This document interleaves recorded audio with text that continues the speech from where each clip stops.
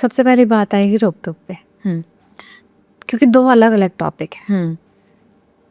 जब कोई आदमी एक औरत को रोक रहा है, औरत का फर्ज बनता है वजह पूछना कि किसी और इंसान की नीयत देखी है, मुझे रोक रहे हो, अच्छी बात है। मेरी नीयत में खराबी लग रही है, क्यों लग रही है? अपने आंसर पेश करो, अपने जवाब दो, अपने आप को सही दिखाओ। क्योंकि कोई इंसान अगर कोई सवाल पूछता है तो उसके मन में कोई शक होगा। शक के जवाब रखो। अगर जवाब नहीं है तो समझो कि या तो गलती आप में है या तो गलती आदमी में है। गलती किसी की भी हो सकती है। रोक टोक बिना वजह के नहीं होती है। कोई एक तो गलत होगा, रोकने वाला भी गलत हो सकता है या फिर जिसको रोका जा रहा है वो भी गलत हो सकता है। और जिसके ऊपर हाथ उठाता है आदमी, मैं तो हमेशा एक बात कहती हूँ कि हाथ किसके ऊपर उठाया जा रहा है? वो लड़की इज्जत से घर लेके आए थे ना, शादी करके लेके आए थे, भगा के नहीं लेके आए थे। और भगा के भी लेके आए थे, अपनी मर्जी से लेके आए थे। वो लड़की किसी की बेटी है, किसी ने उसको उतनी ही मिन्नत से मांगा है जितना तुम मिन्नतों से पैदा हुए हो। तुम अपने आप को भगवान तो समझ लेते हो, लेकिन दूसरे इंसान को इंसान नहीं समझते हो। ये गलती होती है लोगों की, ये गलती होती है मार खाने वाले की भी, कि वो पहली बार में रोकते कि नहीं अब मैं नहीं मार खाऊंगी। मार खाने को नॉर्मलाइज ना किया जाए, डोमेस्टिक वायलेंस को नॉर्मलाइज ना किया जाए। लड़ाई हो रही है, वजह पूछो, बैठ के बात करो, बहस मत करो।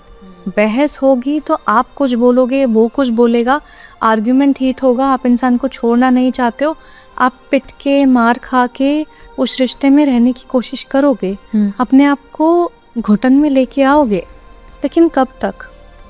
क्योंकि जिसने एक बार हाथ उठाया है वो बार बार उठाएगा। जिसने एक बार गलती करी है वो बार बार करेगा।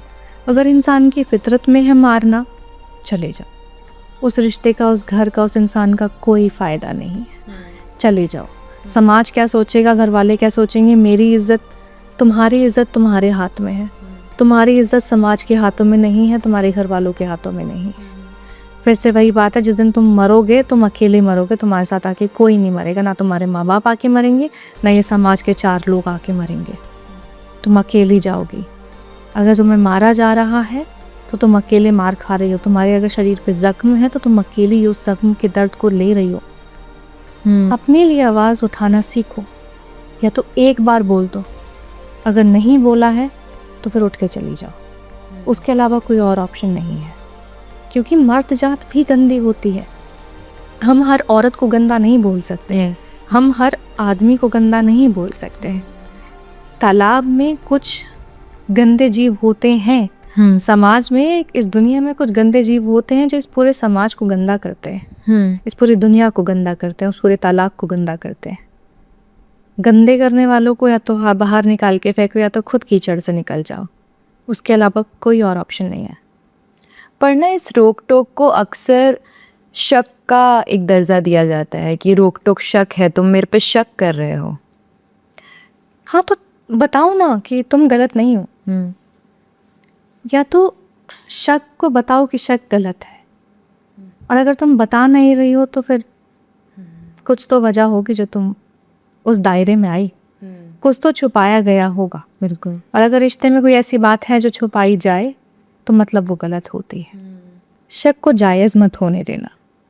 अगर अपने किरदार के ऊपर भरोसा है, अपने रिश्ते के ऊपर भरोसा है, तो शक को गलत प्रूफ करना। क्योंकि जिस दिन शक साबित हो गया ना, उस दिन लोगों का मोहब्बत पे से विश्वास उठ जाएगा। बेसिकली अगर आपको शादी से पहले किसी को भी जानना है ना, तो उसको उस जगह पे लाके खड़ा कर देना जहाँ आपको पता है कि इंसान बिखर सकता है। आप देखो इंसान की ज़बान कैसी है, आप देखो कि इंसान दूसरों के साथ कैसे बात करता है, दूसरों को कितनी इज्जत देता है, औरतों को कितनी इज्जत देता है, किसी के बारे में कितने कमेंट पास करता है। इंसान को इंसान समझता है, नहीं समझता है। वो फाइनेंस संभालने में अच्छा है या फिर वो घर की जिम्मेदारियां संभालने में अच्छा है। क्योंकि शादी से पहले तो सबको ऐसा लगता है कि अरे हम यहाँ घूमने जाएंगे, मैं तुम्हारे लिए खाना बनाऊंगी, मैं तुम्हारी मम्मी को मम्मी बोलूँगी, मैं तुम्हें परियों की तरह रखूँगा, तुम देखना हम इतने मज़े करेंगे। शादी से पहले ये बातें ज़रूरी नहीं होती हैं, होती हैं लेकिन ज़रूरी नहीं होती है। शादी से पहले ये जानो, किसी भी रिश्ते में आने से पहले ये जानो कि अगर उस इंसान के साथ एक छत के नीचे, एक कमरे के नीचे तुम्हें पूरी ज़िंदगी बितानी है, तो क्या वो उस लायक है? क्या तुम उसकी खामियों को झेल पाओगे? क्या तुम चुप रहना सुकून मानोगे, ज़बरदस्ती नहीं? क्या तुम्हें लगता है कि अगर वो गीले तौलिया बेड पे फेंक रहा तो तुम बर्दाश्त कर पाओगे? अगर वो अपने गंदे चाय के कप या फिर गंदे बर्तन बेड से 2-2 दिन तक नहीं उठा रहा तो तुम बर्दाश्त कर पाओगे? पूछो ना ये सवाल जो तुम्हें इरिटेट करते हैं। पूछो वो बातें जो तुम्हें अच्छी लगती हैं, जो तुम्हें बुरी लगती हैं। पूछो उससे उस बारे में कि अगर कल को मैं मोटी हो जाऊँ, मैं मेकअप ना करूँ तो क्या तुम मुझे पसंद करोगे? पूछो उससे कि अगर मैं कमाऊँ ना, या फिर वो तुमसे बोले कि अगर मैं कमाऊँ ना तो क्या तुम संभाल पाओगे? अगर कल को कोई तीसरा इंसान हमारे बीच में आके बोलता तो क्या तीसरे इंसान को चुप करा पाओगे? हमारे बीच में मम्मी पापा की कितनी इंटरफेरेंस होगी, तुम्हारी बहनों को कितनी इजाज़त होगी? पूछो, पहले पूछो, क्योंकि बाद में जब देखोगे और बर्दाश्त नहीं कर पाओगे तो कोई ऑप्शन नहीं होगा। पहले पूछो। जो लड़ाई की वजह बन सकती है उसके बारे में बात करो, जो लड़ाई खड़ी कर सकती है उसके बारे में बात करो। अगर बात नहीं करोगे तो बाद में सिवाय पछतावे के कुछ नहीं रह जाता। आपको देखना पड़ेगा ना कि आपका जो इंसान है वो कान का कच्चा नहीं है या है, क्योंकि जिस घर में लोगों के कान खुले होते हैं उस घर में कैकई होती है, और जिस घर में कैकई होती है उस घर में रामायण ज़रूर होती है। अगर आपको अपनी ज़िंदगी की रामायण बचानी है, अगर अपना रिश्ता बचाना है, तो आपको ये देखना पड़ेगा कि कैकई आपके घर में ना घुस पाए, तीसरा इंसान आपके रिश्ते के बीच में ना बोल पाए। अगर आपको कोई आपके पति के बारे में या आपके दोस्त के बारे में, अपनी बहन के बारे, किसी के बारे में भी आके कुछ बता रहा है तो उसकी बातें सुन ज़रूर लो, अगर जवाब नहीं दे सकते हो। लेकिन उसकी बातें सुनने के बाद में अपने इंसान से सवाल मत करो, उसको सिर्फ बताओ कि उसने ऐसा बोला है, क्या है, रियलिटी क्या है, या फिर वो सिर्फ मुझे भड़काने की कोशिश कर रहा है। दूसरे इंसान की वजह से, तीसरे इंसान की वजह से अगर आपके घर में लड़ाइयाँ हो रही हैं तो आप गलत थे, क्योंकि तीसरा इंसान तो चाहता ही यही था। वो तो कामयाब हो गया। लोग आपकी खुशी नहीं देख पाते हैं, लोग आपका रिश्ता बनता हुआ नहीं देख पाते हैं, लोगों की इंटेंशन वो नहीं होती है जो आप समझते हो, लोग उतने अच्छे नहीं होते हैं।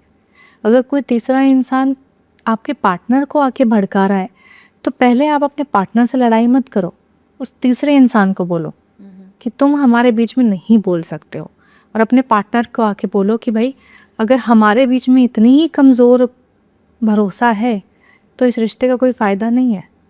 ये बातें पहले होनी चाहिए कि हमारे बीच में कौन कितना बोल सकता है। इसलिए मैंने बोला कि इंटरफेरेंस जानो लोगों का, इंटरफेरेंस देखो लोगों का, इंटरफेरेंस रोको। किसी तीसरे इंसान को हम दोनों के बीच में बोलने का अधिकार नहीं होना चाहिए। कोई अगर बोलेगा तो सबसे पहले उसको तमाचा पड़ेगा, और फिर मैं अपने पति के साथ बैठ के, अपने पार्टनर के साथ बैठ के सिर्फ मुस्कुराऊंगी, क्योंकि उनकी एक और कोशिश नाकामयाब हुई हमें तोड़ने की। खुद को इतना मजबूत बनाना पड़ेगा, अपने रिश्ते को इतना मजबूत बनाना पड़ेगा, अपने पार्टनर को इतना भरोसा दिलाना पड़ेगा